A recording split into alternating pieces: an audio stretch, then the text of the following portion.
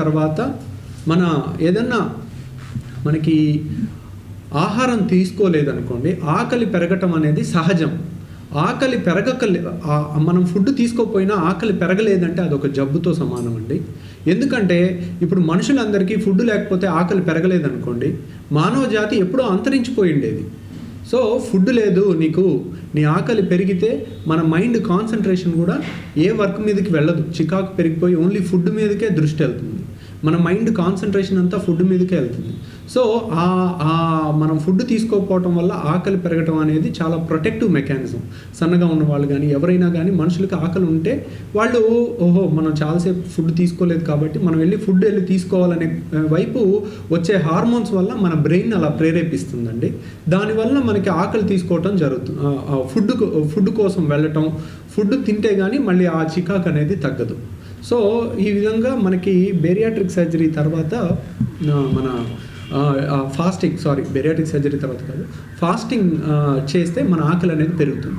ఆకలి పెరిగి ఫుడ్ తీసుకోకుండా మన మనసు చంపుకొని మనం బరువు తగ్గాలని అనుకుంటే వారం రోజులు చేయగలమండి, 15 రోజులు చేయగలం, నెల రోజులు చేయగలం. కానీ మన బాడీలో కోరికేమో ఆకలి కోరికేమో 5 రెట్లు 6 రెట్లు పెరిగిపోతుంది. ఎందుకని పెరుగుతుంది? గ్రెలిన్ హార్మోన్ వల్ల 5-6 రెట్లు పెరుగుతుంది. సో ఈ 5-6 రెట్లు పెరిగినప్పుడు మనసులో ఏమో తినాలని ఉంటుంది, కళ్ళ ముందేమో ఫుడ్ ఉన్నప్పుడు దాన్ని ఆపుకుని ఎక్కువ రోజులు అలాగే ఉండటం చాలా కష్టం అండి. అండ్ ఆ విధంగా మనం బరువు తగ్గితే అది అన్హ్యాపీ వెయిట్ లాస్ అండి. అన్హ్యాపీ వెయిట్ లాస్ అనేది ఎక్కువ రోజులు నిలబడదు.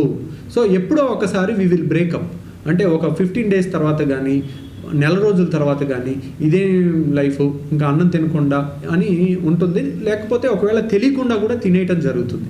అంటే మన రోజంతా ఆపుకుంటాము, ఒక పూట ఏదన్నా ఇష్టమైంది కళ్ళ ముందు కనపడగానే టక్టక ఎక్కువ తినేస్తాం.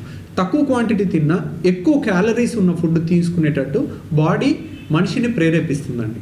ఆ విధంగా ఉండటం వలన మన ఈ డైట్ అండ్ ఎక్సర్సైజ్ వల్ల ఎంతోమంది ప్రయత్నిస్తున్నప్పటికీ బరువు తగ్గకపోవటం జరుగుతుంది.